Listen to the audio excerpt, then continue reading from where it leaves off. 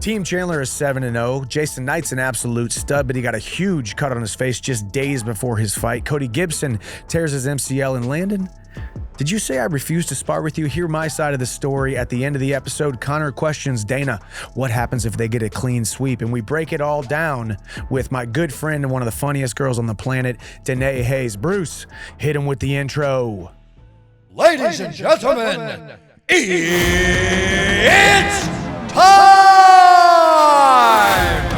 The Ultimate Fighter Season 31 reaction show brought to you by CarShield. Hosted by Michael Chandler. That's right, ladies and gentlemen. You heard the man, Bruce Buffer. This is the TUF 31 reaction show hosted by yours truly, Michael Chandler, and brought to you by CarShield. Thank y'all so much for tuning in, and thank y'all so much for signing up for the giveaway. Let's go ahead and get to our next winner. What is our prize? Our prize is my favorite book of all time, a very short book, a signed copy of As a Man Thinketh with a very special bookmark, a signed Panini card for you, shipped to your door right after the last episode. Connor, hit me with this week's winner.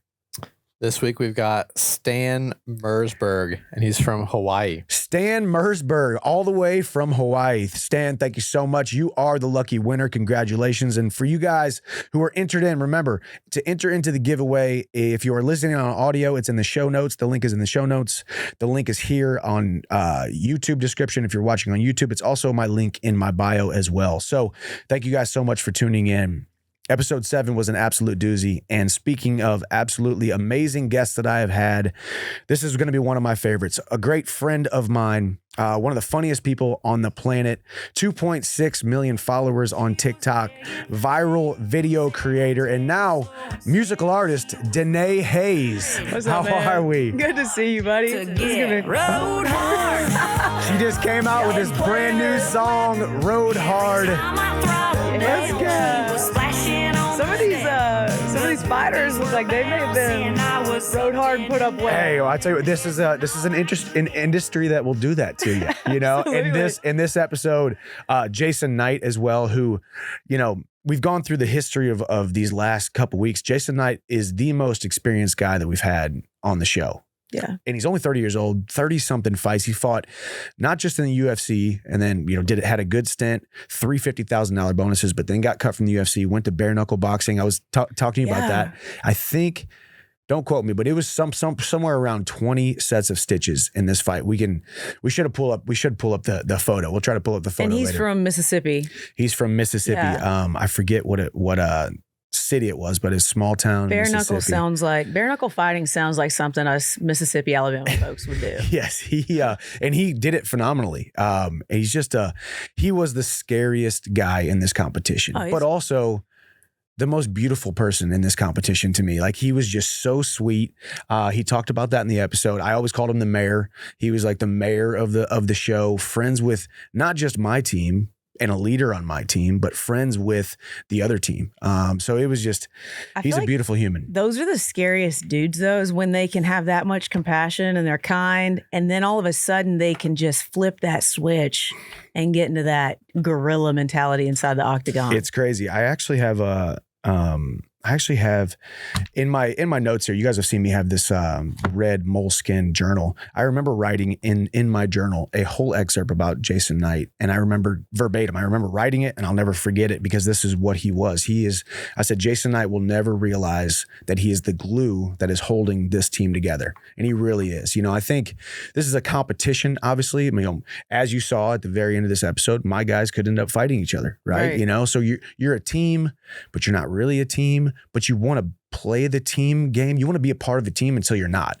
Similar to, as you saw last episode with Brad Katona.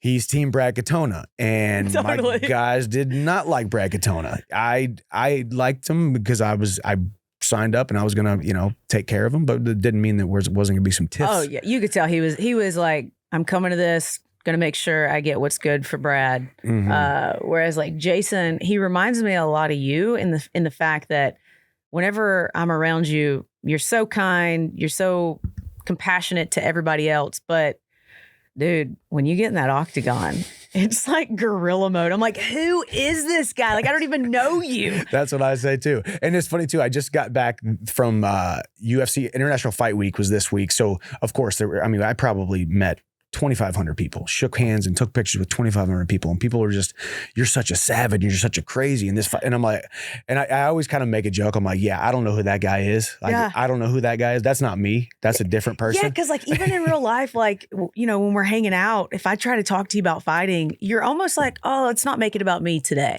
you know? But yet, my God, like I can't even, the guy that's going to fight Conor McGregor in a couple of months or whenever, like, it's just, I'm like, that's not the Michael Chandler I know. Well, thank God, you know, because I don't think this version of me can beat anybody because I'm like, I don't like fighting.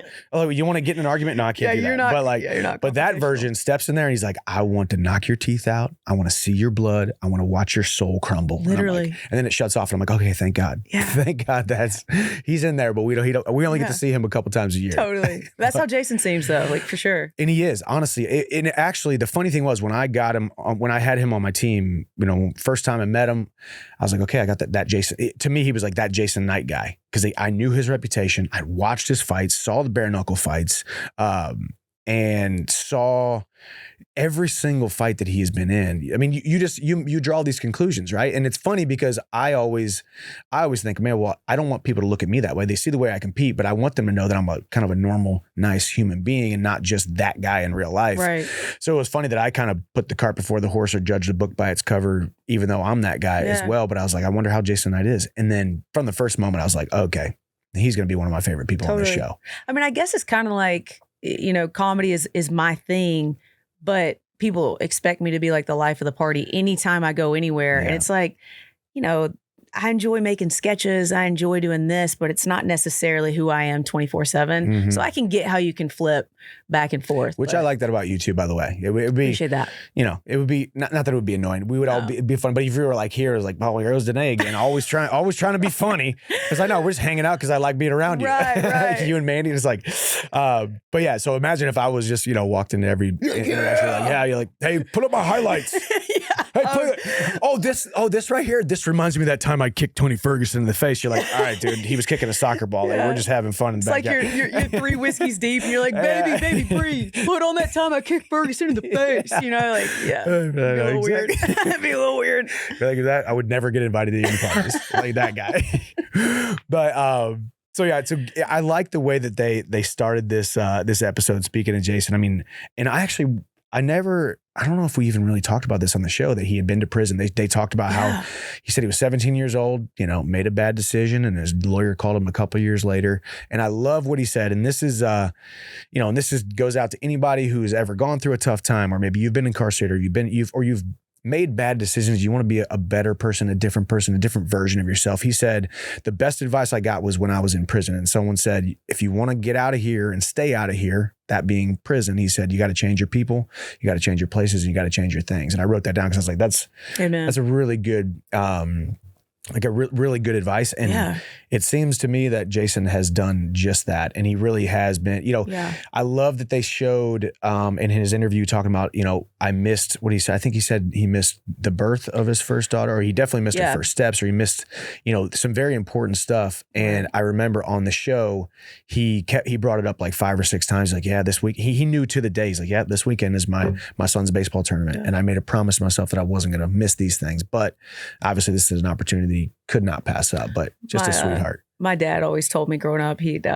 would wear this quote out. You know, the quotes that your dad, like you know, he's still saying them to somebody else right now. He'd be like, Danae, it's not a sin to be weak, but it's a sin to remain weak. Oh, yeah, I like that. So, and as a kid, I'd be like, Dad, like, God, you've told me this 18 times. But to Jason's point, like, he had a weak moment. He was a boy when that happened. But it's all about, you know, what are you going to do now? And I feel like Jason just lives such a family-oriented life now. I mean, he seems like such a family man, such a good husband. Absolute sweetheart. Yeah. Like the biggest sweetheart. It's funny, too, because he's the biggest sweetheart on the show, for sure. I mean, you know, all the guys were actually great. But Jason, I think it's more just the dichotomy between how savage he is in the cage compared to how much of a sweetheart he was. And he's just awesome. So I was so happy to have him. And But episode 7, we talked about this before, how 7 is a lucky number, right? But this episode thus far has not been so lucky for my team. We saw the cut on Jason's eye, and you heard me kind of say, "Hey guys, this is why we're doing 60%." You know, when you're training, these kinds of things can happen. And then obviously Cody, we did find out he was kind of icing his knee right after the fight, and I think it was from some of those Mondo leg kicks because they were no joke. And he obviously had to get an MRI, got a second opinion after Dr. Davidson, and he's got a grade 2 MCL sprain. But he said, I already know my decision. And that's what you said too. Because you kind of, when we watched it, you're like, oh, thank God he's going to fight. Yeah. And I was like, hey, there's no way he wasn't going to fight. No, because he's what, 36? 36. So yeah, it's either do it now or you're done. Mm-hmm. So it's his last opportunity. Like I was saying, I would never say this to maybe another athlete, like a softball player or a football player, but it's like, do it now and then heal the MCL later. Mm-hmm. Well, and that's what he said too. Even if say the MCL is compromised and it leads to an ACL tear and he completely blows out his knee, this is still your last shot. I'd rather take that chance. And those are all the things that I was thinking. And it's just kind of funny too, the microcosm, the scenario you're in with you're got a microphone on you at all times and camera. I knew me as a coach, I'm like, hey, I can't be the guy who says, Cody, you have to fight. Yeah. You know, I don't want them to cut it like, hey, Chandler forced him to fight. If Cody was like, I'm going to bow out and I'm going to do my thing, I would support it, but I wouldn't agree with it, you know? But luckily for me, he was like, I already know what I'm doing. I'm fighting. I'm like, oh, thank God. That just goes to show you the mentality of MMA, UFC.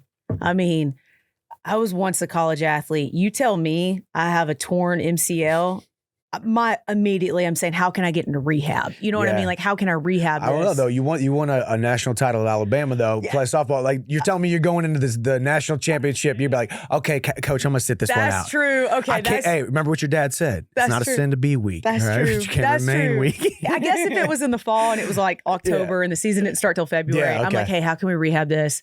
But like, you're right. You're totally right. If it's May or June and we're getting ready to go to the Women's College World Series, this is their go time. My ass is out there. And I knew, I was like, I know Cody's going to say yes. Maybe I just usher it a little bit just in case he's second guessing it whatsoever. But dude's a freaking savage. He's a brawler. But yeah, so episode 7 not being so lucky for us, but obviously, actually, speaking of Jason Knight's cut, can you pull up that clip? My favorite clip of the episode thus far. Let me lay a little bit of a, I guess you would call it groundwork, if you will. So I know Landon, he's a great kid. He really is. He talks a little bit more than I did when I was his age or at his level of accomplishment or in fighting, if you will. He's a little mouthy. But people need that. There's certain aspects of that I admire. It's not exactly my style or whatever, but I wanted to give this advice to Jason because I knew as soon as not just Landon, this isn't just a jab at Landon, anybody on that other team at lightweight who would have drew Jason Knight, immediately they would have thought, even if they wouldn't admitted it, gosh dang it, how the heck did I just draw the most savage guy on this freaking on this show? Right. No, I knew that, number one. So I knew that was going through Landon's mind. And then number 2, there's all these little mind games that you got to play. So let's roll this clip. You're gonna go to the house, you're gonna show off that cut, make sure Landon sees it. Immediately he's gonna be like, oh, thank God I ain't gotta fight that dude. Yeah, thank God. And then you'd be like, hey man, I already talked to Doc. I'm still fighting your ass. Yeah. I'm gonna tell him real quick. I'm like, you ain't getting off that. I'm gonna tell him real quick. You ain't getting off that. Because the funny thing is, I know if I was in Landon's position, that's exactly that right there would absolutely crush me mentally. I'd be like, oh, thank God, I might not have to fight him. I might have to put an alternate in there. Right. And to just have Jason kind of mope in and be like, yeah, man, I got this cut. Doc says it's real big and not quite sure about it. I'm still going, motherfucker. Yeah, but then it's like, but I'm still going. Look him right in the eyes, and I was like, so maybe that was a little bit of gamesmanship, but that was also just a testament too of like Jason is that dude. He is freaking scary. But he also was so talkative because there's other guys on the team, and that's why I called him the mayor of the Ultimate Fighter house. That he loved everybody. He talked to everybody. He never really got in arguments, I don't think, in the show. But he talked to everybody. Yeah. He showed that clip of him and Landon cutting weight together, basically in the hot tub.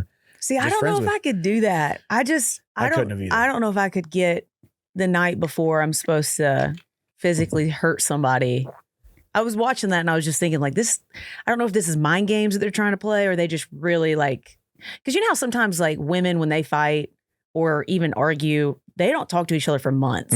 Like two guys could be drunk and punch each other in the face and then an hour later y'all are barbecuing together. Like, oh, we're good. Yeah, so I'm like, maybe that's just a guy thing. Yeah, I think it probably is a guy thing. And also too, just being in this industry, you know, I also came from the wrestling background where I used to see my opponents all the time. Right. And, you know, you just kind of get used to, I don't even, not that it kind of sounds harsh or mean, but I don't even see them as human beings. Like whenever you sign up to fight them, I don't see them as a human being. I just see 2 arms and 2 legs. And that's just, and I'm not here to puff up my chest and try to, I'm not, but I would probably shell up and not say, I probably wouldn't be that great on the show, honestly. I'd probably win the show when I was back in the day. Right. But I wouldn't have been a star at all because I wouldn't have said much. The personality of chirping. Yeah, I would have been the very quiet guy. And people are like, well, there goes Chandler winning again. But he hasn't really said much. Right. He said, well, I'm going to win. And that's it. You know, there would be none of that stuff with me. But yeah, I mean, Landon, he was a very confident guy, student of the game. But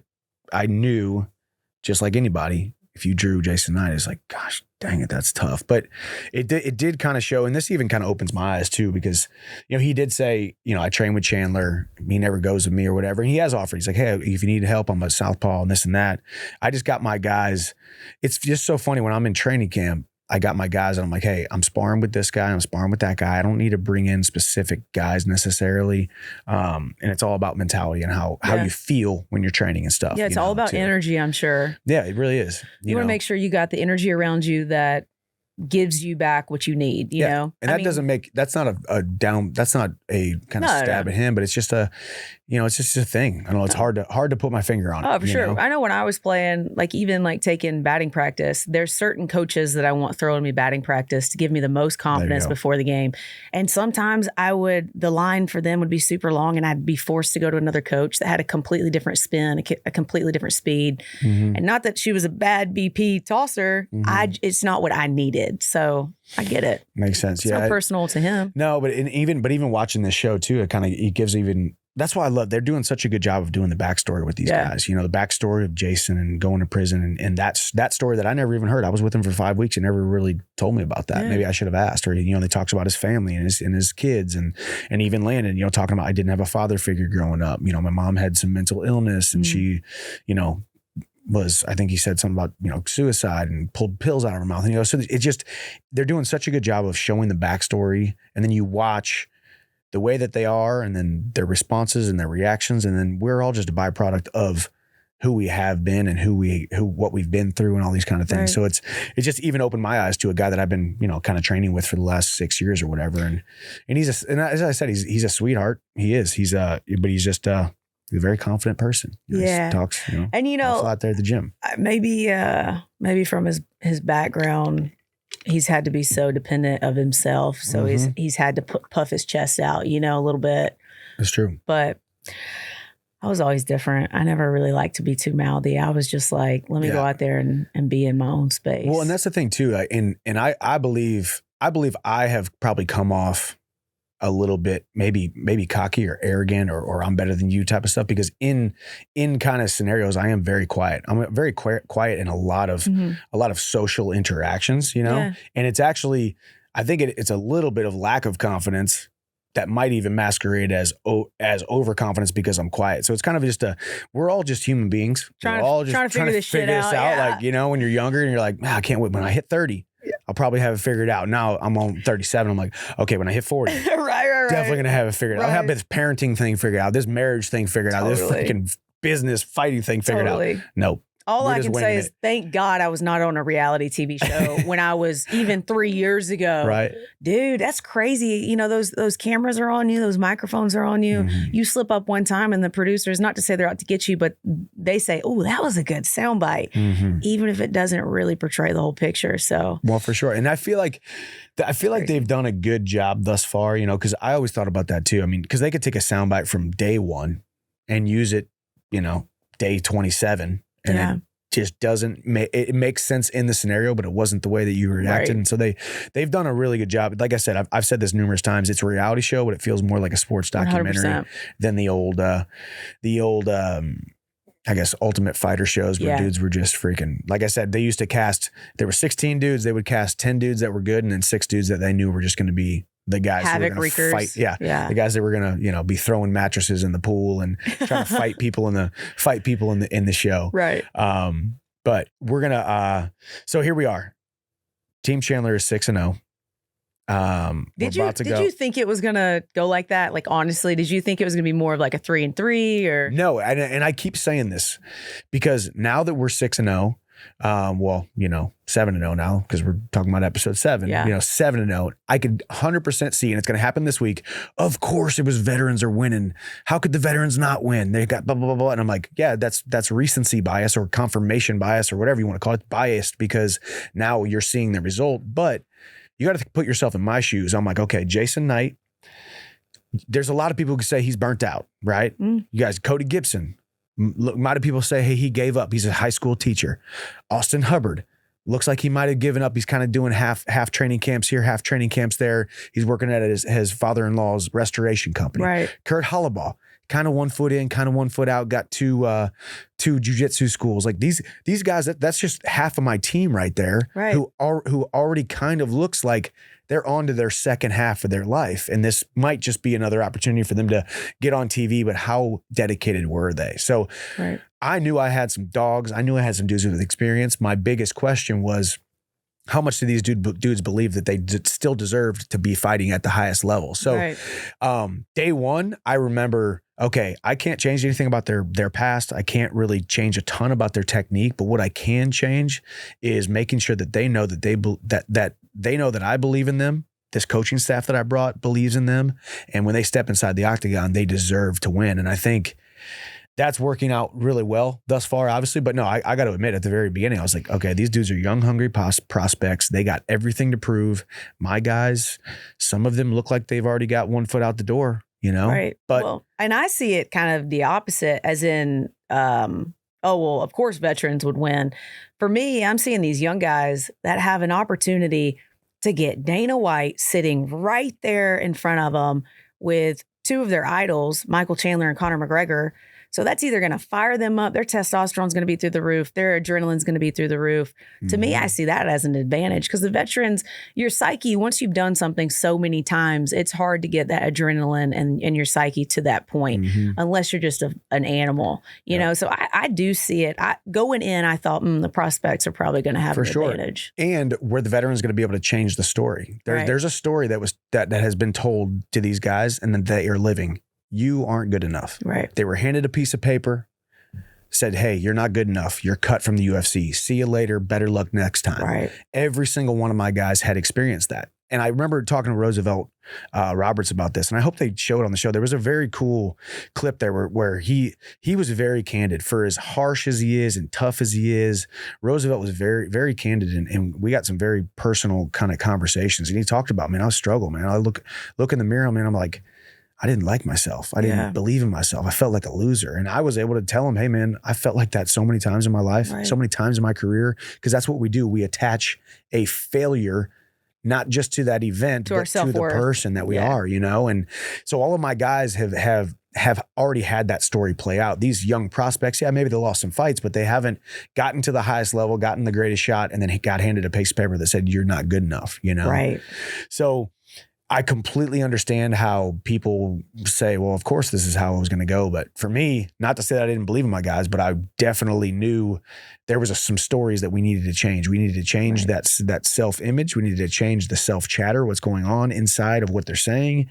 And, thus far, obviously, we've done a good job. I feel like unless you've done something for a decade every single day and put in those 10,000 hours, your brain can't quite conceptualize how your self-worth could be tied to something like that. Like softball ended for me when I was 23, but I did it from the time I was 4 until I was 23. And, the moment it ended wasn't because somebody took it away from me. It was just college softball was over. And even that, I felt like I was trying to navigate a world as somebody that I didn't even know who I was. So damn, I can't imagine these guys trying to put food on their kids' plates, trying to explain to their wife, please still believe in me, even though I just got something taken away. Please still believe in me that I'm going to the gym for 4 hours in the morning and 4 hours at night, and I'm not spending time with you.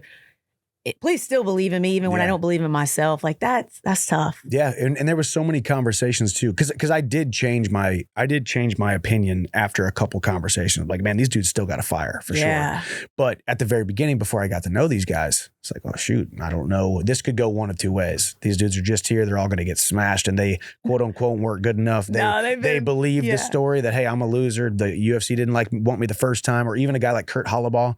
This is his third opportunity in the UFC. Which I will say, Kurt had such a quiet confidence that I was like, is he quiet because he's confident or is he quiet because he's not confident? Right. I really had to try to crack that layer. Same thing with Austin Hubbard. Austin Hubbard was a very, very quiet guy, but different guys are different. The exact opposite of a guy who's very loud and confident in himself. They like literally have showed up and proven there's some bad mamma jammas. It's been good. Well, I said we get into the fight. But before that, this is a good time to take a break to hear a word from our sponsor. Now's a good time to thank our show sponsor, CarShield. We're all about who's the greatest here, and CarShield really goes to the mat for vehicle owners. They're the #1 most trusted auto service protection company in America, and they're here to help protect you from surprise car repair costs. Flexible month-to-month plans through CarShield can cover up to 5,000 parts of your car after they break down. When you're covered through CarShield, you'll always have someone in your corner at the repair shop. Visit carshield.com and check it out now. Now, back to the show. All right, welcome back. We got a nice fight with Jason Knight here. We got Team Chandler 6-0. We got Jason Knight and Hunter Azure. The last two fights. This is our opportunity to continue the clean sweep. And it's so funny too. Like I said, I just got done with UFC X. They called it the International Fight Week, and there were so many people that were like, "Hey, good job on the show. Hey, is it a clean sweep? Hey, is it a clean sweep?" Like people are pumped up. I know. Like, hey. I'm hoping it is. And I'm like, I can't tell you if it's a clean sweep, but let's just say Team Chandler's doing pretty darn well right now. We keep on doing well, So, but yeah. So Jason Knight, one of my favorite dudes. But I have to give a shout out to not Jason Knight, but his boots. Oh, Jason talked about these lucky boots. Show him a little clip of him walking out. He walks in. He's like, man, well, they said I could wear my lucky boots. I'm like, what did you say? He's like, I asked the commission. They said I could wear my lucky boots. I'm 11-0 in them bitches. And I'm like, all right, well, thank God they let you wear your lucky boots. And he kept talking about they're all tattered. He's like, yeah, they got paint on them. They got cow shit on them. There's a hole over here. There's some alligator blood right here. I was like, he just told me all these different things about his boots. He's the most Mississippi boy ever. The best, man. And you asked about knee pads. He's wearing these little knee sleeves. That was a whole thing. We had to cut off these little logos, or we did something because he likes to wear. Is that just for sleeves. Compression? Yeah, that's a good question. I think for him, I think he's always done it. Yeah, it's kind of a compression thing. It definitely helps if you plan on being on the ground. If you're on top, I've had my knees scraped up so badly from just rubbing on the canvas for 15 minutes or whatever it is.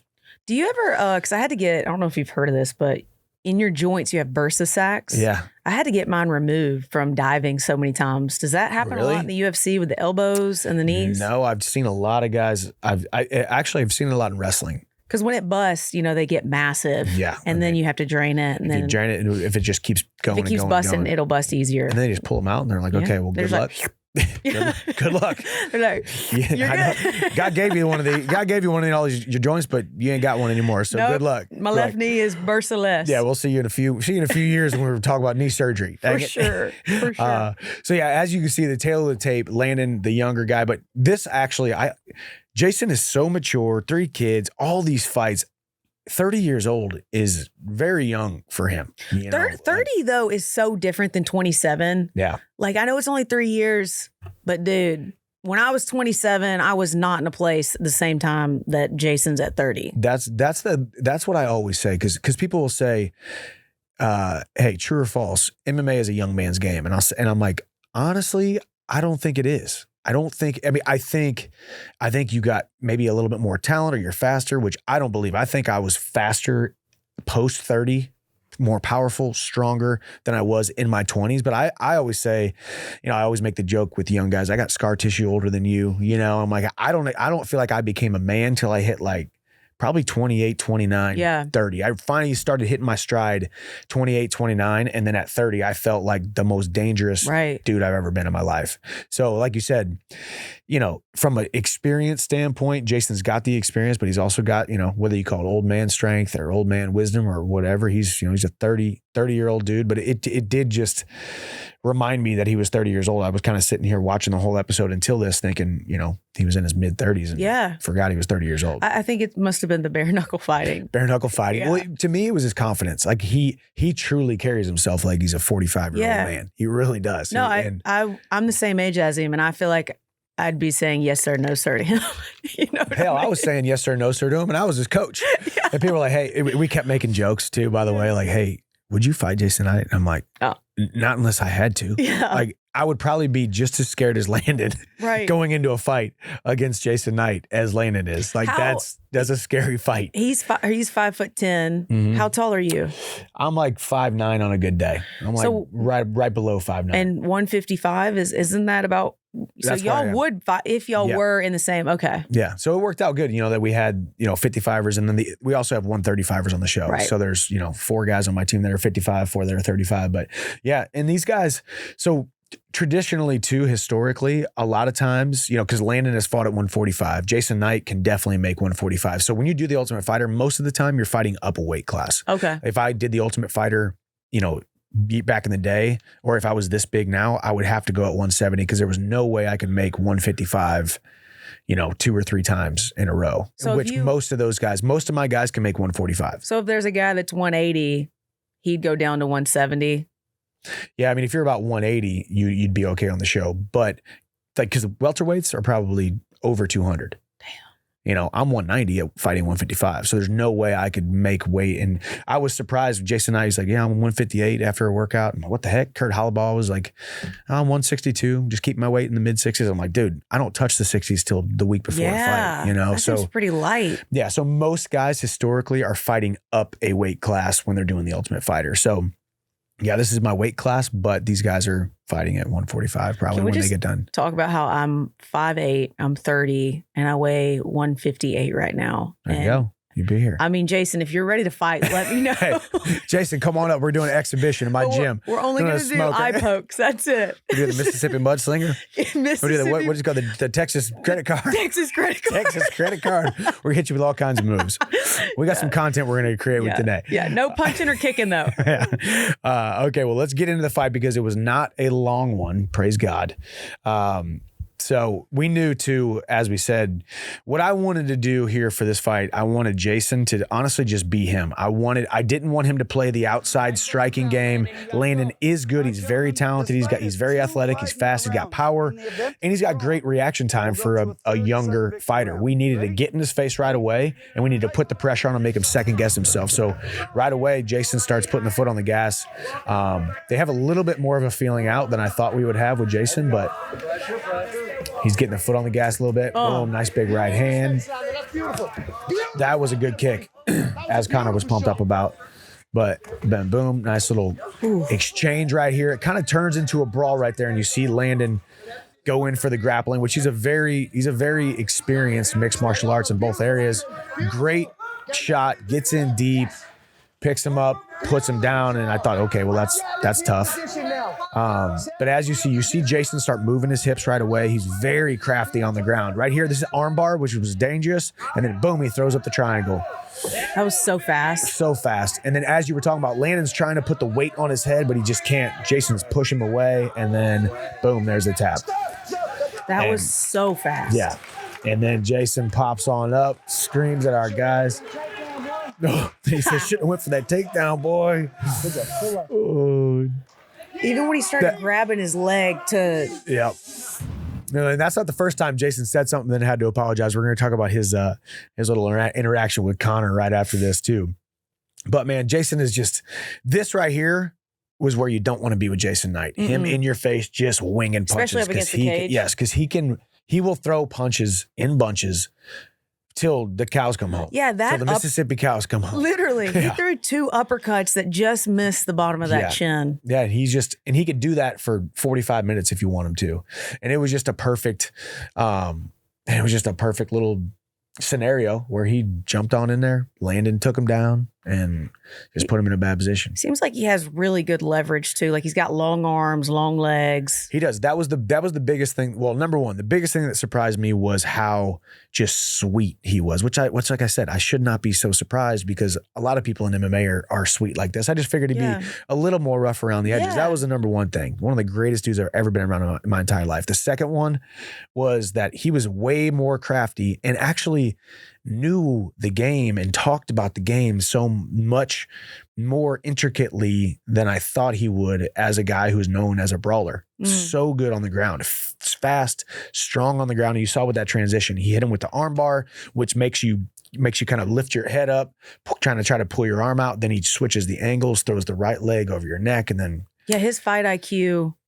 I mean, listen, I'm from Alabama, so I can say this, but sometimes we get a bad rap down in the South just because of our draw. Yeah. So you automatically think, they're just a good old Southern boy, good old Southern gal.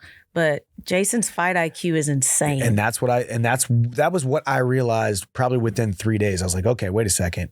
We're not just dealing with a brawler here. We don't just have to rely on Jason Knight's huge balls when he's out there fighting, right? And he uses his brain. He really does. I mean, he was Quick. he was like, hey, let me show you this thing, man. He was like, show me this, show me that. Like, so he also was so much more of a student of the game than I think we all recognized or realized as a coaching staff, because let's be honest, we all thought, well, hey, we got Jason Knight. We know we can rely on his big old heart to go out there and just break somebody, hopefully. But he shows he can go out there. Even if he gets taken down, he's in a good position. I believe if he would have taken Landon down, he could have submitted him has a really good head and arm choke, side choke from top, guillotines. I feel like a lot of fighters are scared to get on their back, but he's so crafty that he doesn't put himself into awkward positions to save himself from being on his back. That he can fight 360. Because he's like, even if I am on my back, I'm still pretty good. And the good thing about him too, and we'll never know because we never got to see it. But I did talk to him specifically because I watched him because he was good off of his back. Remember, these are only two rounds. Right. If you like, just like last fight with Kurt Holloway was on his back the whole first round, he lost that round.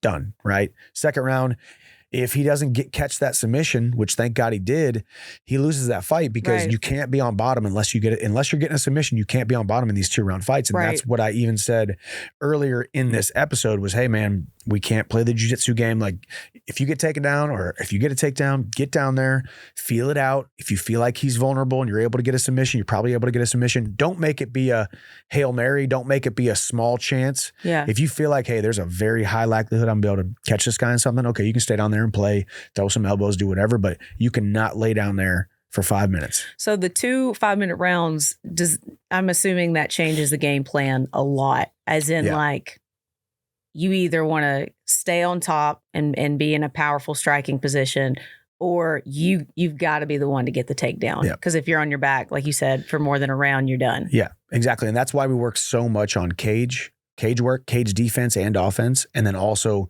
ground defense, especially because, we did a decent amount of offense on top as well with Robert Drysdale. Ryan Bader's a great top guy. I'm obviously a great top guy, do ground and pound stuff. But the biggest thing was get hand control and get out. Get hand control, get out, or try to reverse the position if you can, because every second that you're down there, just know that you're losing the fight. You cannot be on bottom. Is that also a really draining cardio feeling when you're on your back? And I would imagine the mass of 155 pounds on top of your chest is that's got to be like tiring. That's just their body weight. But now imagine they kind of posture up and they're digging their toes into the mat and then pushing into you. Now you're not just feeling the pressure, but then also you feel the pressure.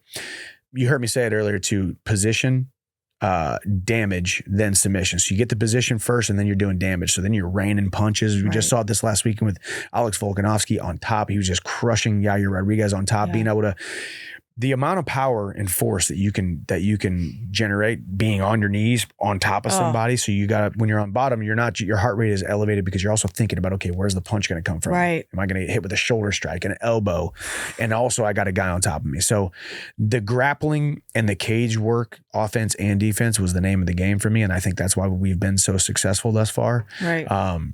But yeah, Jason was just as we said, I just want to make sure he gets a shout out because he is so much better. Right. And so much of a more cerebral fighter than we give him credit for. So I was pumped up about that. Connor, can you pull up the clip of Jason as he's walking out of the cage? Because we want to talk about this interaction. So as I said, this is that right when he gets done, he jumps up and woo, boy. Yeah. And then he looks right at Landon and said, you shouldn't have gone for that takedown, boy. And then right away, like, hey man, good job. He's like, I'm like, that's not the first time he said something that he was like, oh shoot, I should probably maybe apologize. Soften that up a little bit. A little bit. Because as he's walking out, he's like, hey, what did he say? He said something about stacking them up, or he said something. We're gonna show it here. He said it in Connor's direction, right? He said something. He said, one more, baby. That's what he said. He said, one more, baby. And then Connor's like, what? What'd you say? Yeah. And he's like, well, and then, he ain't scared of Connor. I'll tell you that much. Yeah, I don't think so. So when he's walking out of the cage here in a couple seconds, he kind of has this interaction and you hear him say, well, no disrespect, Yeah. Because everybody's pumped up. Right. We're pumped up. Connor's pissed. We're pumped up. Like, that's just how the fight game goes. And you say things and maybe you wish you wouldn't have or whatnot. Right. But it really kind of does show a depiction here of Connor. He didn't want no part of that stand-up, boy. We're going to the semis, baby. But it kind of just starts to show this tough spot with Connor, because we're also going to keep playing it till he goes over there and talks to Dana and the executive producer. One more, baby. One more fight, and then we ain't know. Is it, yeah? One more. No way. One more. And then Connor says, no way. Thanks. Which is great. Like, Connor wasn't confrontational. Like, really? So now Connor walks in. Yeah. And then he's just a sweetheart, I'm just man. happy. No disrespect. Yeah. And that's him, man. Like, no disrespect, man. I like him a lot. Not done yet. And then, so right after this, he goes over, which I didn't know this happened, but he actually goes over to Dana and asks him a nice, very interesting kind of question. And also there's, because we're dealing with a production company as well. It's called Pilgrim. And then also you have these different producers and whatnot. So the executive producer was over there. I don't know if he's always over there or why he was over there, but he asks, basically starts talking about what happens if there's a clean sweep. Can you fast forward a little bit? Yeah, right here. What happens if it's a clean sweep? What happens if it's a clean sweep? Well, it's never happened. It's never happened before. Everybody wants to go over to the other team. If anybody wants to go over to the other team. 0-7, and you can see it. So, yeah, he said, what happens if there's a clean sweep? He's asking Dana. That right there lets you know he's checked out. Yeah, exactly. So he's like, what happens? And then he said something about, well, maybe some guys could go over to the other team or something like that. So it was very, very interesting because I didn't know that happened. I wish I would have heard them say, hey, Connor asked about what happens if it's a clean sweep, because I'm like, hey, baby, here we go. We got one more, baby. Yeah, we got our foot on your neck. We got our foot on our neck. Are we about to finish you or not? So, and then I will say, though, I got to give props to Connor, because I feel like here and there they're kind of digging at him a little bit. He didn't show up for this, didn't show up for that. Of course, they always asked me, hey, what does it say to Connor's team that he didn't show up for this or didn't show up for that? Like, hey, he's showing up in a Lambo. Or they were constantly asking questions that I knew they were setting me up to say something snarky and negative toward Connor. Right. Let's be honest. I think I did a pretty decent job thus far of, not taking the bait, so to speak, because even though I'm not going to say his name because he knows who he is, and we were sitting there in those little interviews where you do, and I'm just like, I know what you're doing here, dude. Oh yeah, they want that soundbite. Yeah, they want that soundbite, right? But like I said, I gotta give props to Connor every single time. You saw it last week, especially with Lee Hammond, and that one made sense because he and Lee Hammond were very close. Right. It's like you got nothing to be ashamed of. You were dominating. You did this. You did that. That was a tough one for him. Yeah, but all of these fights, he has been very positive, and he's got this kind of, hey, this happens. Like, don't hang your head. And even after with Landon, he was very positive. He was very positive. Hey, keep your head up. This is part of the game. This is what we do. You're not going to win them all. He is. I feel like Connor should be getting a better rap as a coach or as a kind of a mindset motivator. That's what I was about to say. Is maybe sometimes, I know for me personally as an athlete, like sometimes my greatest physical coaches when it comes to the physical aspect of the game weren't the best athletes, but they it was the motivators, you know, like the ones that used to be great athletes. Sometimes they help you more with the mindset. And I think that you and Connor have obviously done a great job with the physicality of it, but I think it's the mindset and the mental fortitude that you guys have brought to these athletes. And Connor, that seems to be his forte. You mentioned that. Yeah, we talked about before the show started, is even when he lost to Poirier, it was like he had a self-pity in the locker room for 10 minutes. I think he even cried. And then boom, he's back on his feet again. Yep. Because they say over in Dublin in his gym that records are for DJs. Yeah. And I was like, I like that. Because especially in the fighting game, I mean, sure, records matter. I know it's ticket sales and all that shit. But at the end of the day, like sometimes you can do 100%. And the other guy just catches you up at the last 100%. Second. And you can also sit here and say, well, you know, of course he can be that positive about a loss. He's got $250 million in the bank and he sold his whiskey and he's got all the success. He's already said, of course he's like that. But Conor's been like that ever since he took his first loss against Diaz. Right. That first loss that he had in the UFC whenever, you know, he got submitted by Diaz, the way that he handled that, the way that he was able to pull himself away, because even in life, we look at things so close. Right. We're looking at it like a magnifying glass. If we could just pull ourselves away and say, hey, this isn't about just tonight or this loss or this failure.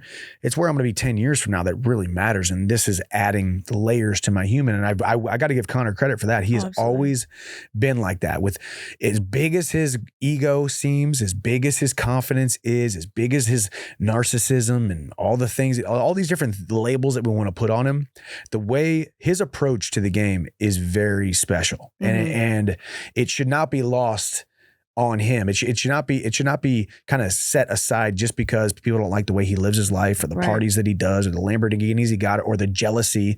Yes, jealousy. There's so much jealousy toward Conor, and that's why we, as a society, as a sports viewership, whether it's UFC or just anybody, that's why people say things about him. But there's certain things, and that's why I've always said he's romantic about the sport. He does love the sport. He's not going to disrespect the sport by not coming back and doing all these different things. So I just, you know, once again, people are going to say, you want the red panty night so bad. You're always, you know, giving him props and blah, blah, blah. And no, I have a ton of respect for his nobody has ever done what he's done. Nobody has ever been able to have to handle what he has done. He's taken a sport that had a lot of buzz, and he's taken the sport worldwide. Like you said a couple of episodes ago, there's millions of fans here that are passionate about something that they never would have known about had Conor not done it. Yep. And to the people that say you butter him up to try to get this fight, it's doing the opposite. As in, like, if you really wanted to fucking get on his nerves and to make him fight you tomorrow,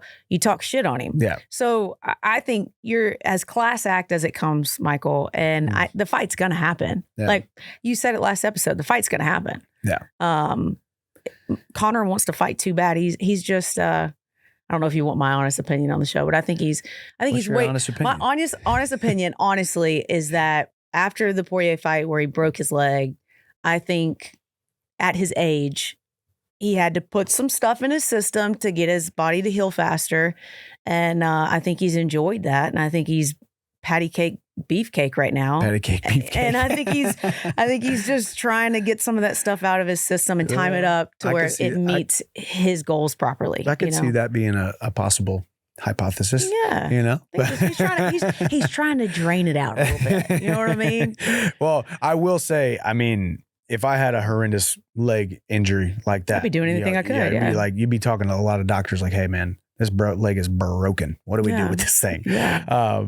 But yeah, I mean, it was interesting too, just him as an individual, you know, because that's one of the other questions I get, you know, hey, between me and you, how was Conor? You know, how's Conor on the show? And I always say, and it's not a lie, it's like, he was very cordial. Aside from the fact when he smushed my face, you know, aside for the moment where, you know, I'm chirping at him a little bit, I'm stacking him up, you know, we were very respectful, and we were still, you know, we still are. And I think that's the thing. I don't have to hate somebody or dig at somebody to still try to separate him from consciousness in front of millions of people. Like, totally. We got a job to do, and we're going to do it. Dude, I'm so excited for that fight. It's freaking fun. It's going to be a good time. You better be there. Hell yeah, Mandy and I've already said, like, if it wherever. You want me to tell you when it is? Yeah, when is it? I don't know. I wish like, I did. I was like, Michael, are you about to lay We're it out? gonna clip that. We're gonna clip that. Hey, you want to tell me what it is? To get all you guys, to get everybody to That'd view be into the great. show. Let's get that going, Connor. Yeah, exactly. But this has been so fun. Thank you so Sure much. has. Obviously you and I are friends. We get to hang out all the time, but I love your mind and your passion for the sport. So Thanks, I man. love being able to chop it up with you and talk about this, and congratulations on all your success. Thank you. Rode Same to Hard. you. Make sure you guys download on Spotify, Rode Hard. So it's on Spotify, Apple It's Music. anywhere you stream music. Anywhere you stream music. Yep. You might stream music where you're sitting on the toilet. You Yeah. might stream music. Stream it on the toilet. Stream Please it- do. Please get Road Hard on the toilet. Oh gosh, exactly. Yes, get it out. It's out now. So and yes, Danae and I are going to talk about some content we can create as well, it's because gonna be she is good. absolutely bananas on TikTok. DNAE D-A. DA. Did I say N- DE? It's everybody does it. DANAE. That's it. HAYS. That's it. No And E. is there a dot in there on TikTok? Nope, just Danae Hays. Danae Hays on TikTok. Yeah. Absolutely hilarious. My favorite is the blonde wig lady. What's her Sharon name? Jean. Sharon Jean. Thank you, Gosh Michael. dang. Maybe Sharon Jean does some content with Michael. Well, we need to talk about that. We'll get it done. We get it done. So get it it has been Danae Hays here. It's been a pleasure to have you. This was episode 7 of the TUF 31 reaction show. Thank y'all so much for tuning in. Make sure you hit the link in the bio on any of these different platforms to join our giveaway. Congratulations to this week's winner. And as always, now that Team Chandler is 7-0, we're on our way to a clean sweep. As always, we like to say, God bless. We'll see you at the top.